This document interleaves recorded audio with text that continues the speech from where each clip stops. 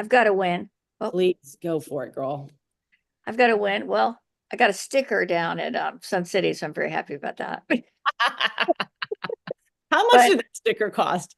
Oh, $90. that's not so bad. That's not so Yeah, bad. yeah. They have Yeah. to put it on for you and everything. It's very official. I felt like there was a ceremony or something.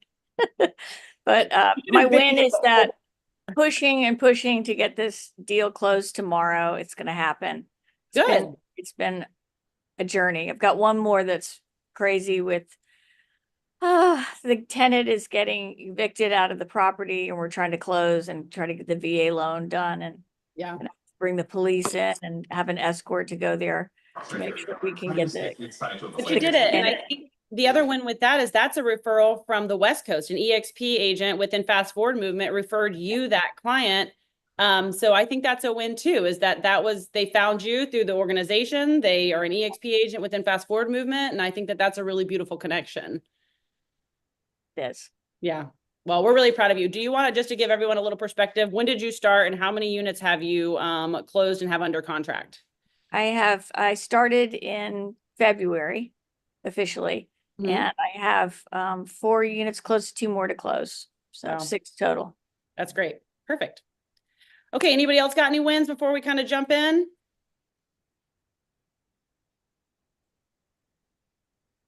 No wins. We have a winless week. Okay, well, I have a win. I lost my baby bat, right? My husband lost my baby bat while I was in North Carolina, and I couldn't find it. And then we found randomly another big bat that I saved. So I was like, oh, okay, I think this is the universe giving me the bat. And so I tried to save the bat. And this morning, the big bat was gone, but there laid my baby bat that I found no longer living. And I know that doesn't sound like a win, but at least I get to put a close to the chapter and I get to bury the bat. So that's my win for the day, is that I have found Betty the bat and she will be resting in peace after Empower when I get to bury her. So that's my win for the day. Silver linings, people, silver linings. Okay, Eli, you just jumped on. I know you got a win, man. Let's start with a positive thing. Well, I literally was watching your Instagram video, so I'm very invested in her bats. So yeah, well, I want to get Mandy Matney on this to do a murder podcast about my bat. No? Dream big. There we go. I like it. Dreaming big, ladies and gentlemen. All right, Anna, you wanna jump us off and start us off, or you want me to take over? Okay, I'm gonna take over. So I'll let you take over. Wonderful. So I know we have a lot of different people and a lot of different kind of spots in their business, right? And the thing we were going to talk about this morning was like building a team. And the reason that I think this is important, even if you are on a team, is to understand the foundational pieces of what it takes to leverage, right? So no matter where you are, if you're on a team, if you're a solo agent, if you want to start a team, or you're already a team leader, there are things that come along with these steps that you build upon. And so if you follow MREA, or if you've ever read MREA, I don't care what position you are in your career, I really believe The Millionaire Real Estate Agent is a really great book. I think it's a little outdated in some of the techniques and the things they use, but it really starts talking about the premise of leverage, right? And so the biggest thing that I would want you guys to take away today is that if you are doing $20 an hour tasks, you are making $20 an hour. Okay? So I want you all to write down, just take 3 minutes and write down all of the things that you do in a day that you believe are $20 an hour tasks. Just take a minute. I want to see the bottom of everyone's heads, because that means you're writing. What are our $20 an hour tasks?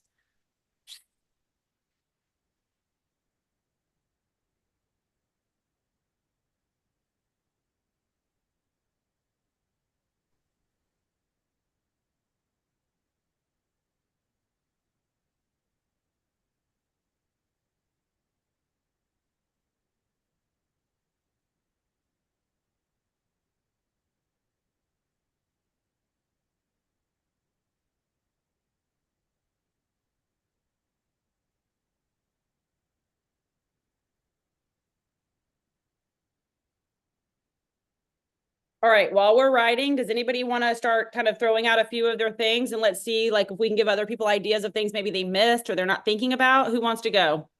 I can go. Go ahead. Let's start with Eli. I would love for everyone to at least give 1 or 2 things. Go ahead, Eli. You want me to only say 1 or 2 and name like the 7? Drop it, man. All right, social media plus content, Ooh, go ahead. writing contracts, addendums, updating your clients for listings, doing market updates, signs, lock boxes. Great. Those are good. All right. Anybody else? I've got some. Hey, Jana, go. Yeah. Did you say pulling comps, meeting with contractors, putting packets together, showing buyers? Yep. Uh-huh. Wait, so we got pulling comps. Sorry, some of these are different than mine. So pulling comps, putting packets together, showing buyers. What else did you have? Meeting contractors. Oh, good. Okay. Uh-huh. So like for repairs or getting listings ready or okay, got it. Okay. Like I Okay. spent 2 hours yesterday going down to check on cleaners down Yep. in Hilton Head. Yep. Okay. All right. Anybody else? I'd go with driving, photos, and then the obvious cooking and cleaning. I love that you did non-work stuff. That's great. Okay. Anybody else? Truby, I know you got something. I know he just pulled his camera off. Sorry. Ann, what you No, got? it's Oh, go basic ahead. things are pretty much the same as everyone else's. It's just the mundane preparation stuff, the go throw a sign out or um, you know, turn a light off, that kind of crap. Mm-hmm. Okay. Anybody else have anything else that's on this that's not on these lists? All What right. So about oh, sorry, I was just gonna add something. Just the please. random questions from other agents that have about listings, whether they're not checking MLS, whether it's not uploaded to MLS, whatever it might be. Okay. Okay. Blake, what you got? I know you got something. Somebody may have said it, but for us is inputting listings. We just joined the third MLS in Charleston, so we try to, that takes a lot of time. So Ooh, Blake, we just got a $250 fine because something closed out on Monday and it got missed in the system and we closed it on Friday and it was a $250 fine, 4 days. Charleston. From Charleston? Charleston. Yeah, Resides does that also, so you gotta watch the Hilton Head also on that. Well, our girls are like good in Beaufort and Hilton Head, but then of course it just kind of, just fell through. And Yeah. it was like 4 days. And they're like, so sorry, we can't waive that fine. So here's the deal. A $20 an hour task got missed and it cost me 250. That's just expensive. Right. It is. Yeah. All right. So I'm going to go through this list just to go through it again. We've got writing contracts, opening doors, showing buyers, writing addendums, compliance documents. That was a big one for me. A lot of people on teams probably forget about that because they don't have to do it, but that's a lot of time. Okay. Emailing the attorneys, setting up the back end stuff with your contracts, putting lock boxes out, putting signs out, agent questions, random questions from agents on your listings, inputting listings, social media posts, listing updates, market updates, pulling comps. I thought that was great. Packets, putting packets together, meeting contractors and cleaners.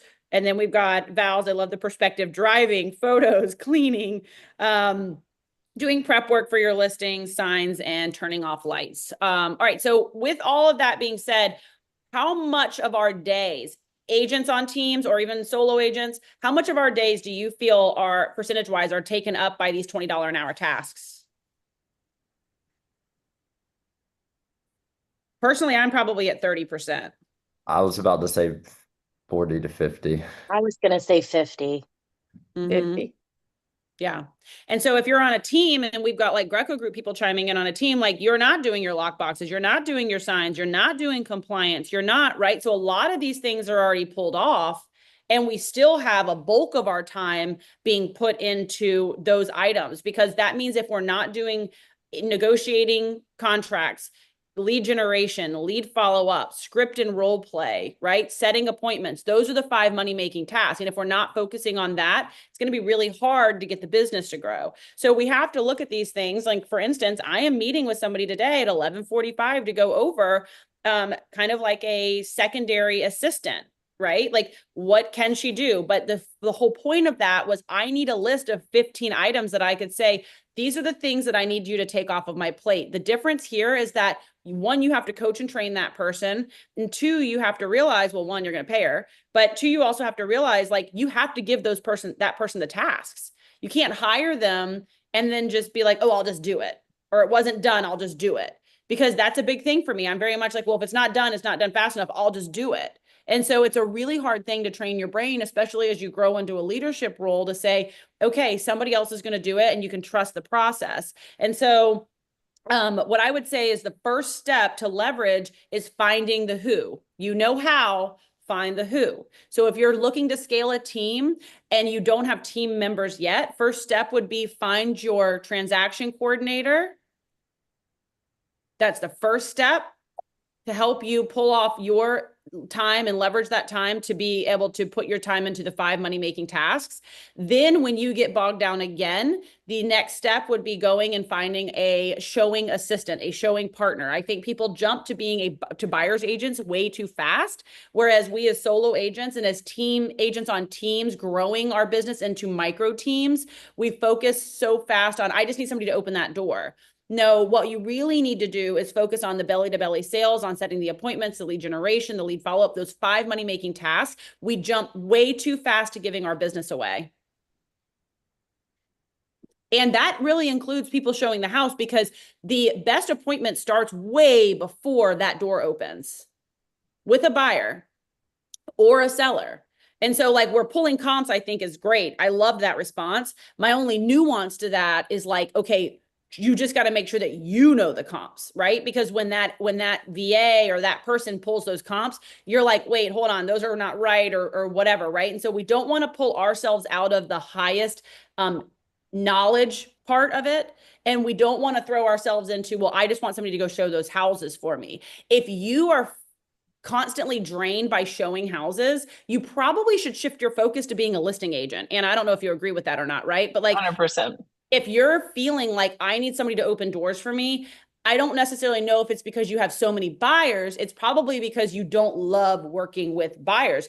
And I'm here to say that's okay. I am the same way. I am very similar to that. I love listings. I love being able to do the data analysis for the listings. I love knowing the market. I love working with 1, maybe 2 buyers at a time. And I mean at a time, not like just in a day. I mean like the whole month. But that's because it drains me and I'm an introvert, not an extrovert, right? And so that's where you start to analyze, what does your time look like? And so if you can ramp the business up fast enough, then you might be able to grab that showing partner faster than somebody else would. But if you're really good at the buyers and that's 50 to 60% of your income, don't give it away so fast, right? Let's open the topic and conversation around this. What are we thinking about this? I'm literally the same as you. That was like the first revelation within this was and it wasn't that I didn't like buyers, but it was very time consuming. And I found the listings to be more rewarding and less time consuming because I have 3 kids. So I felt like I was leveraging. I think that was like my first real experience with leveraging my time. Not that it wasn't a good use of my time, but I felt like there were better things I could be doing with my time. And personally, that's just me. Mm-hmm. Okay. Anybody else? A showing agent interests me, but I just don't know if I can get over creating that first main point of contact relationship and then handing it over to somebody. Just Brittany, I felt the same way. Still being within the deal and still having that relationship, but then not being there in person so I just don't know if I can ever actually implement that into my business. But you're muted. Brittany, you're muted. I don't know how to feel about it. Okay, so the way the mindset shift I would give you on this is that I used to think that everybody wants me, everybody wants Allison because I'm Allison, right? Ego. Okay. So what I learned though, is that my highest and best use of time was not opening the door. And I'm not that fluffy. People don't really want to be opening the door with me. It was in my head. And it really was because I have a hard time pattern interrupting. And it is a struggle for me I either have to be all in or all out. if that makes sense. I don't know if you understand what I mean by that, right? I realized that that was a me problem, not a them problem. I have so many beautiful, wonderful, kind faces looking at me on this screen right now that if I never would have started with one person 8 years ago, I never would have grown to the next level. And it's not just that like my life is better, but I've helped other people create income. There's so many other things that you can think about down the line. Don't look at the here and now, look at the 1 year, 5 year, 10 year, and understand that like the process of doing your client meetings in person and having the driveway conversation together, you're probably going to be on the first meeting together. You're not going to answer the phone and pass it off because you're not starting this crazy big team just yet. You're not, Anna or Allison that's bringing in all the leads and saying, here you go, Laura, here you go, Milena, here you go, Eli, right? We are starting this and we're going to start the process, which means, hi, buyer, let's sit down, let's have a consultation. This is my partner, Laura. This is what we do. This is what you can expect. And then she goes and shows houses and we're on a group thread. We're on a group text, right? Because it's hard, again, to be all in or all out. It's hard for that hybrid model. And so it's like, now you're on a group text and then it's like, she's going to show the houses. And if you love negotiating and you think you're really good at that, keep that. Yeah. And I that's would where, definitely want to keep that portion because that's the portion of my job I love.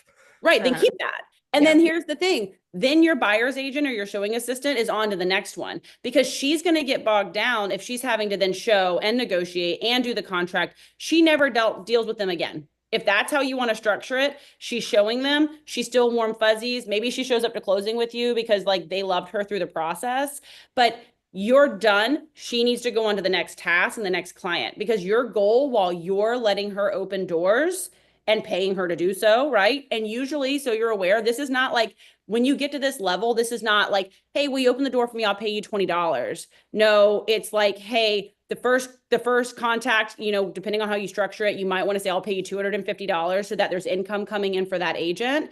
And at the closing, they get 10 to 15%. That's typically the way that you do a showing assistant is that if you want to give them something up front so that there's income coming in, if it doesn't close, it doesn't close. But if it does close and they help you through the process, if they show one house and if they show 50 houses, that's the other difference. You don't get to say, well, they only showed one house, I'm not paying them 10%. Well, no, that's not how this works. It's over the course of time, everyone must benefit, right? It's not the Allison show. It's the team. We're doing this together. So think about the way you would structure that. And the only way to attract is to put it into the universe.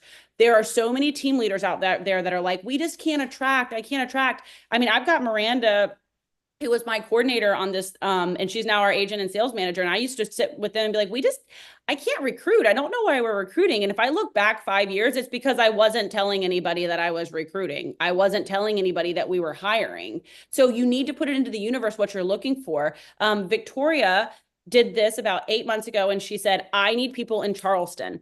I need a tribe around me. I'm lonely. I'm drowning. I feel like I need support on all of these listings and buyer leads we're getting. She made 3 or 4 Facebook posts very intentionally. And now she has 2 partner agents with her in Charleston. And we need more. Yeah, right. See? And so we just have to be very intentional about it and put it into the universe that this is what we're looking for. This is who we're looking for. And then if you're only focusing on what you're giving out, right? If it's like, well, like, or what I'm getting from it, it's like, I'm paying $20 an hour and I'm already paying EXP and I've already got these splits and I'm paying for the admin. It's not about you. It's about the long-term growth. And if you focus and really dive into the plan, put your money where your mouth is, train the people, help them grow, and you will turn around in 12 months and you will be like, oh my God, my life is better. My new agent's life is better. And we've all grown together. Does that make sense? Yeah. Yeah. And I think the other concern I have, I guess, would be just the client and how they're seeing that and making sure that they're not looking at me as like, I'm not wanting to be a part of the process. So I guess it's just setting the right expectations up front with the client and having that first initial conversation of like, this is my partner. We'll be dealing with it together. Go ahead, Janet. Go ahead. Yeah, I would like to address that. So I did this. I had a full-time assistant for 5 years when I lived in Charlotte. And so my spiel to my clients was that I'm going to show you the first couple houses and we get to kind of know what it is that you're looking for. And then I have a showing assistant who's going to go open doors for you to any houses that you want to see. When you get it down to the top 3 homes that you're interested in, then we're going to do an analysis and I'm going to be with you there. I'm going to go back and look at the houses with you and go from contract to close with you. But, my time is not well spent just going around and opening doors all day, because I need you to narrow down what it is that you want. And then when you do, we're ready to go. So, Yeah, And they took that well. You never had any pushback. yeah, no, not at all. you're setting the expectations up front. You know what I mean? Like, and I tell them like you don't want me opening doors for you. I mean, and you give them your time, you do 1 or 2. And like you said, at the end, you go back and you show the houses with them. But if you're showing 50 houses, you're going to be fatigued and you're not going to be your best for that client at the end. I mean, you're just not. I don't care if you're the most extroverted person in the world. By the time I've shown 50 houses, I'm like, yo, I am tired. You know what I mean? Like we are just fatigued. And so we've got Victoria just started that. So yeah, we just have to make sure we're protecting our time and we're doing what we do best. And what I do best is negotiating contracts. It is truly my sweet spot. And so if you're not great at that, find the person that you can partner with that is really good at that and focus on the things that make you the most money, that fill your cup and that aren't $20 an hour tasks. All right. Anybody else have any thoughts around this, questions, or maybe what you're doing? If you're a team leader, if you're building a team, like where are you guys at?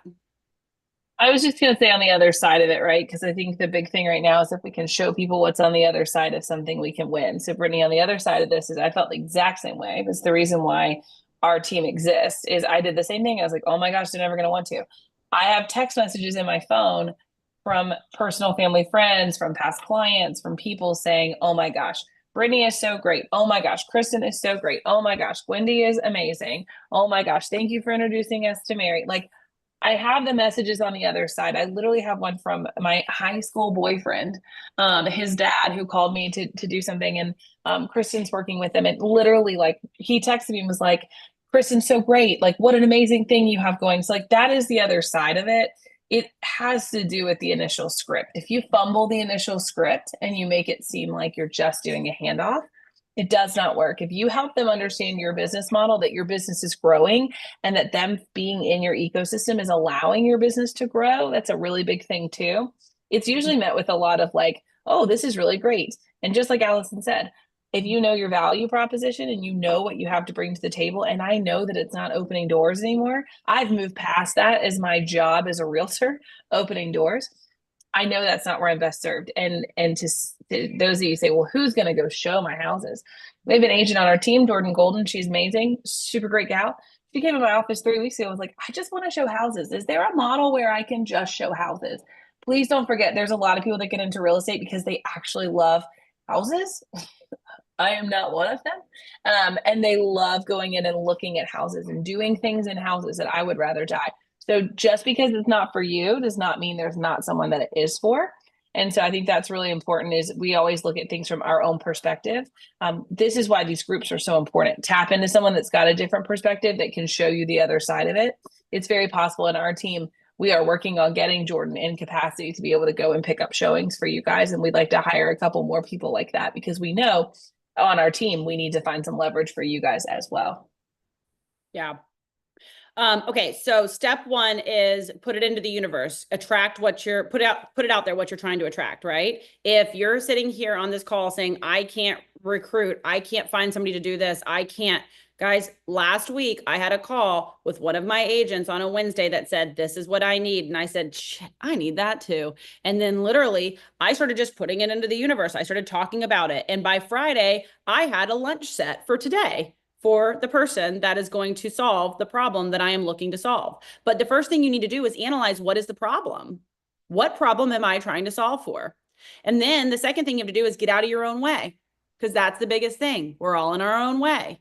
And so I'm not saying everybody on this call, buyer's agents on team, solo agents, whatever. I'm not saying go out, run out, put it on Facebook and say, I'm looking for a buyer's agent. No, I want you to start by analyzing the top 5 tasks that are not making you money, that are taking you $20 an hour tasks.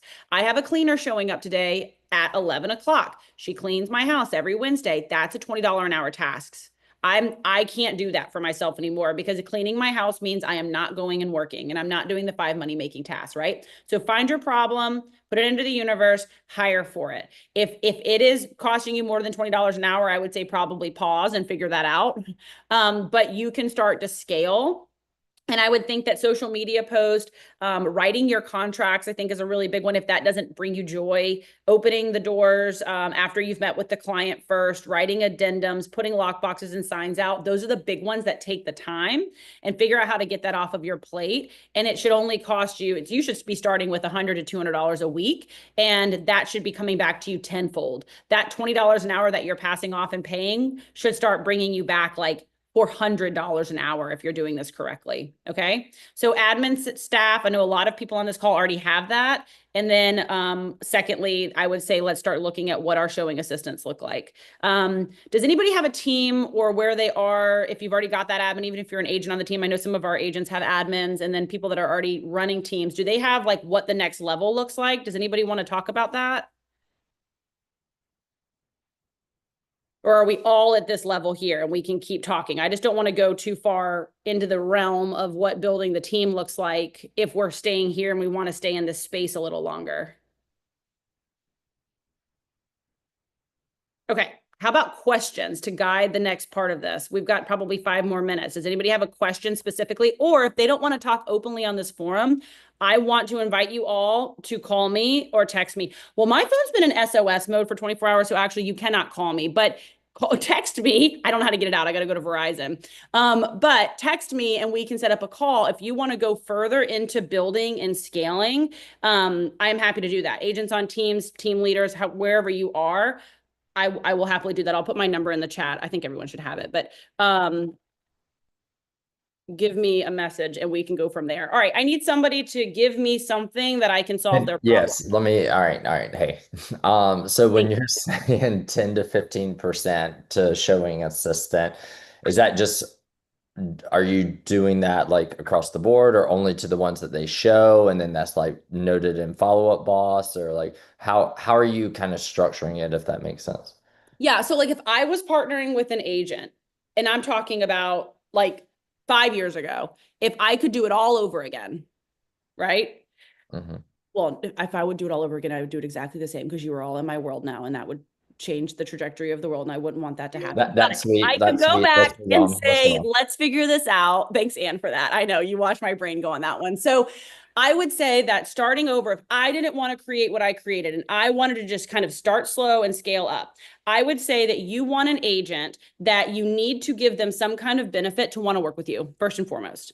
Not you're going to open this door for $50 an hour. I mean, for $50. I don't believe that model is great. Okay. Mm-hmm. I think that you either say, I'm going to give you a higher percentage, i.e. 10 to 15%. And there's a risk factor there, because if it doesn't close, they've done a lot of work and they don't get paid. But guess what? You do a lot of work and you don't get paid, right? That's what you signed up for. Okay. Or you can go to a model where you give a base, as in, hi, Eli, I've got this client, Milena. We're going to sit down. We're going to meet with each other. We're going to go through the whole listing presentation or buyer's presentation. This is what we're going to do. We're going to partner together. After the first initial appointment, I would pay Milena or Eli, whoever my agent, I can't think now, I would pay Eli $100 or $200, depending on what base you choose. But her percentage at the end of the closing is going to be less, right? So I gave her a little less risk because I paid her up front, and she's going to get a little bit less reward at the end. But if she comes on and says, hey, I'm in this with you, I'm going to run all your buyers and all your sellers, then maybe you're doing a higher percentage at the end, because you know that you might go through 15 buyers and 2 buy. You know what I mean? But you're going to get a 10 to 15% bump at the end, versus me saying, hey, client ABCD, you're going to get 250 out of the gate, and you're going to get 3 to 5% at closing on these. It's however you want to structure it. And I think it just depends on the person and what you guys are doing together. But if I were doing that, I would be in the initial appointment. I would be the one, say it's a listing, I'm going to pull the comps. I'm the agent. At the end of the day, I'm the agent. I am the real estate agent. But I'm not going to do all the messy middle. I'm not going to show the houses. I'm not going to attend the listing showings, if I have to be there in person. I'm not going to be the one that has to go and turn the lights on or turn the lights off. I'm not going to be the one that's going to go and set up the open houses and host the open houses and do all the things. They are servicing the client. They are servicing the client. And if you are on this call saying, well, why would anybody do that for 10%? Because they did not have to go lead generate. They did not have to go lead follow up. They did not generate the lead. They did not follow up with the lead. They did not set the appointment. They didn't have to script, role play, and practice because there's literally nothing that they're scripting or role playing. They're opening the door. They're showing the house. They're turning the lights on and off. They're doing $20 an hour tasks. And they didn't set the appointment. Guys, I'm going to take this right back to the beginning. Were those not the 5 money-making tasks that I said that every agent should be doing? And that's the only thing that you do that moves the needle? Mm-hmm. Oh my God, it's like, I know what I'm talking about. It's like, oh my God, there is a system here and this is how it works, right? So why would I pay more than 10 to 15% at the absolute most to somebody to go and do the messy middle? Because I'm the one that's going to close it. When shit hits the fan and it needs to be negotiated, I'm going to be the one doing it. Yes, they're going to be the one on the phone with me because I'm driving to my next appointment and I'm going to say, hey, Eli, write the addendum. This is what I need it to say. Send it to me to preview really quick. Great, send it to the client. And when Eli sends it to the client, it's going to be like their agent is emailing them because we're a partnership, we're a pair. It's the step above a transaction coordinator. Mm-hmm. We all have transaction coordinators that run our lives and they do a lot, but guys, they're not the realtor. And if you don't want to do that tasks, then go and leverage it out. Here is the one mistake people make. They buy their time back and they don't put it back into business. They buy their time back and they decide to have a pool day and I'm going to work by the pool. I ain't never seen nobody effectively work by the pool. It don't work. There's no working by the pool day. If you're doing this correctly, you're doing your 5 money-making tasks, and that is absolutely the big rocks that you are focusing on, and that is it. That is the mindset shift you have to get into, guys. It's okay to stay where you are in the building phase. I am not telling anybody here that is not hitting their goals and that are not juggling those balls consistently, right? Don't go and pick up 3 and let them fall. Start with 1. And if you've got your business down and you're doing the lead generation and the lead follow-up, that's what else other people try to pass off. They try to pass off the lead generation and the lead follow-up. You are still the client. You've got to do those hard tasks that take the skill, that take the will set and the skill set. This other person we're talking about is starting by taking off these smaller tasks, and you can build on that. Does that make sense? Did that answer your question, Eli? I went down a rabbit hole. I'm so sorry. Yeah, you're good. Thank you. Anybody else? Maybe all we learned today was that I don't think that you can effectively sit by the pool and work. I have a question. Yes, Allison. Sorry. What do you think about VAs and IAs for like calling in your database and things like that? I just feel like that's a task that really drains me. I'm really good at the relationship building and excel at like what I'm going to call like the interview phase once I have that person on the phone, but sometimes just sitting there randomly dialing really just is, I don't know, it's just not my jam. And I just feel like I'm just much better either in person or once that kind of initial phone call is set up with somebody. So what do you think about that? Is that something you're in favor of? Do you use IAs or VAs or? Yep. I'm going to give you my really unpopular opinion, and I need you to realize that not everybody thinks like me, thank God. Okay? Yeah.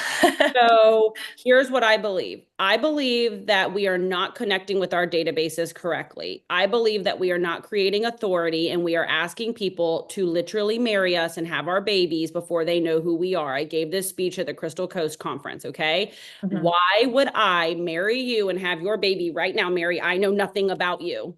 Right. When a VA calls and doesn't, and now unless they're good, and I mean good. Mm-hmm. But if you find that real good one, please let me know and I will pay them triple whatever you plan to pay them. Because it's hard to find. And so if you can get really good at resurrecting your database through authority, we talked about writing emails to your database that talk about who you are. It sets the authority. There's a lot of cadence involved, okay? I find this to be easy. Some people don't. You've got to practice it. And so you've got to keep pinging that database. And the thing we talked about is everyone says, I don't want to spam my database. You're not spamming them if it's good quality content. You are spamming them if it's bullshit content, right? And Right. so I need you to think about creating the authority with 80% plus of your database before you ever have some other person calling, because Okay. that is setting the appointment. The 5 tasks that you should be focusing on absolutely no matter what are lead generation, lead follow-up, setting the appointment, script and role play practice, right? So like if you're not doing those things super effectively, you're trying to skip the high level funnel. You're trying to skip to the results and you haven't put in the reps. And so Okay. I would say just put in the reps and get good at it. What happens next on step 7 is you're an Allison Greco. You're a Anna Powell. You're a Tina Call, where I'm not lead generating. I'm not doing lead follow-up. I'm not doing those things because I have leveled up and we have put the pieces in place. I now pay a lot of money for lead generation. Agents on teams will do that, right? They're like, well, I don't want to lead generate, but there's not enough leads on the team. And so they leave the team and they pay $5,000 for Zillow or whatever it is. You need to figure out that lead generation and lead follow-up are absolutely number 1. And people are skipping those steps. Okay.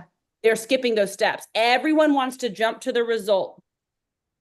They want to miss this part, which is exactly what I'm talking about, right? Like, how do you focus on the beginning of the process and the end of the process and be the face of it and get rid of this part here? But you cannot get rid of that lead generation aspect. Not yet. You've got to really focus on that. And I will say people do this really well. And I think it's probably like their daughter or their best friend or whatever, and they work as a partnership. And that person doing lead generation to effectively make it happen, you're probably going to have to give them 10 to 15%. Okay. You're Yeah, gonna pay- I'm not talking about like SOI I'm just talking about like random people in a database that maybe were pulled out of a farm. You know what I mean? I hear you. I've had agents try it in many different ways. I'm trying to think if Tina's ever had anyone do it. I know Jessica had done it. I think it's never been effective, and I think they're wasting their money. I think they're wasting their money if they don't create an authority with their database first. I guess that's what I'm trying to say. Is if your database knows, likes, and trusts you, then yeah, I guess you can hire somebody to call them. If they don't know, like, and trust you, I think you're wasting your money. Yeah. Okay. Perfect. Thank you. Yeah, of course. All right. Anybody else? I want to be really conscientious of y'all's time and respect it.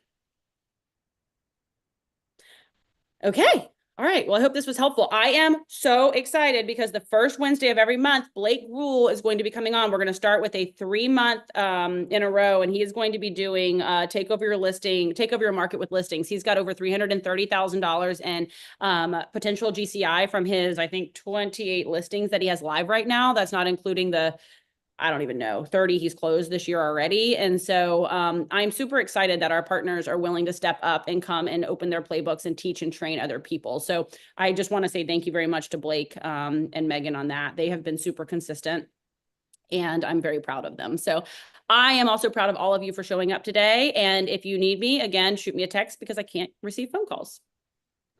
Thank you. And if anyone has theories on my bat, text me the theories on the bat saga because I'm very interested to see what's going on with that. Okay, I can't wait for the text to start rolling in. Bye, guys. Thanks, Allison.